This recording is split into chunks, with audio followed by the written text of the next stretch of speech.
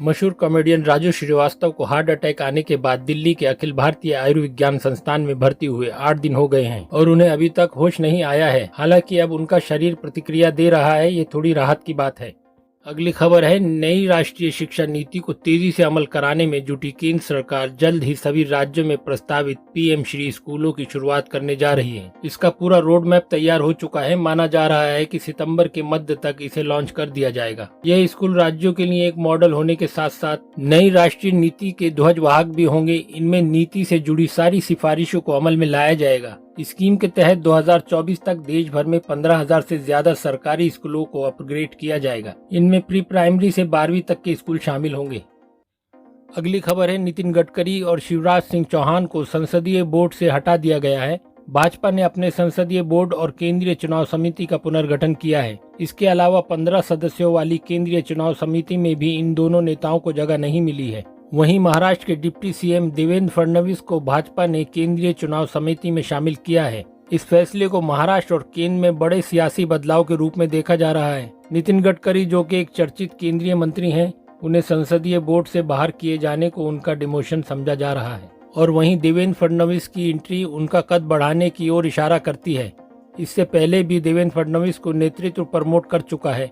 वह गोवा और बिहार जैसे राज्यों के चुनाव की जिम्मेदारी संभाल चुके हैं और अब नेतृत्व ने चुनाव समिति में उन्हें जगह देकर यह साफ किया है कि फडणवीस का दायरा महाराष्ट्र से बाहर भी है। इसके साथ ही फडणवीस को आज ही महाराष्ट्र विधान परिषद का नेता भी घोषित किया गया है। वहीं नितिन गडकरी अब सिर्फ केंद्रीय सड़क परिवहन मंत्री ही हैं। भाजपा में उनके पास कोई पद नहीं है, न ही वे किसी राज्य के प्रभारी हैं।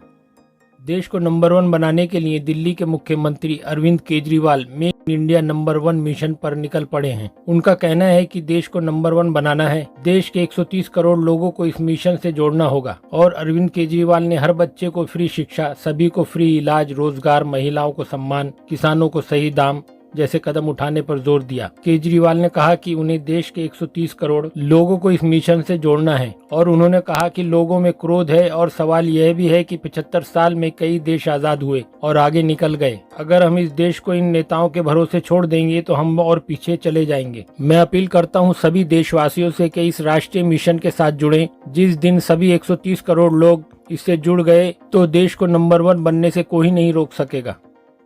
अगली खबर है, भारतीय सेना में नौकरी का सुनहरी मौका। एनसीसी स्पेशल एंट्री स्कीम के तहत हो रही हैं भर्तियां। जी हां, भारतीय सेना ने एनसीसी स्पेशल एंट्री स्कीम के लिए आवेदन करने के लिए उम्मीदवारों से आवेदन मांगे हैं। रजिस्ट्रेशन 17 अगस्त 2022 से शुरू हो गई है और 15 सितंबर 2022 तक समाप्त हो जाएगी। एनसीसी विशेष प्रवेश योजना में 55 पुरुषों और महिलाओं को लिया जाएगा। जो उम्मीदवार इस योजना के लिए रजिस्ट्रेशन करना चाहते हैं वह भारतीय सेना की आधिकारिक वेबसाइट joinindianarmy.nic.in के जरिए ऑनलाइन रजिस्ट्रेशन कर सकते हैं। रजिस्ट्रेशन करने वाले के पास सभी वर्षों की अंकों को ध्यान में रखते हुए किसी मान्यता प्राप्त विश्वविद्यालय से न्यूनतम 50% अंकों के साथ डिग्री होनी चाहिए। अंतिम वर्ष में पढ़ने वालों को भी आवेदन भरने की अनुमति है अगर उन्होंने 3-4 साल के डिग्री कोर्स के पहले 2-3 वर्षों से न्यूनतम 50% कुल अंक प्राप्त किए हों। उम्मीदवार की आयु सीमा 19 से 25 वर्ष के बीच होनी चाहिए। उम्मीदवार को 2 चरणों की चयन प्रक्रिया के माध्यम से रखा जाएगा। स्टेज 1 को क्लियर करने के बाद स्टेज 2 में जाएंगे। जो स्टेज 1 में फेल हो जाएंगे उन्हें उसी दिन घर वापस भेज दिया जाएगा। एसएसबी इंटरव्यू की अवधि 5 दिन है।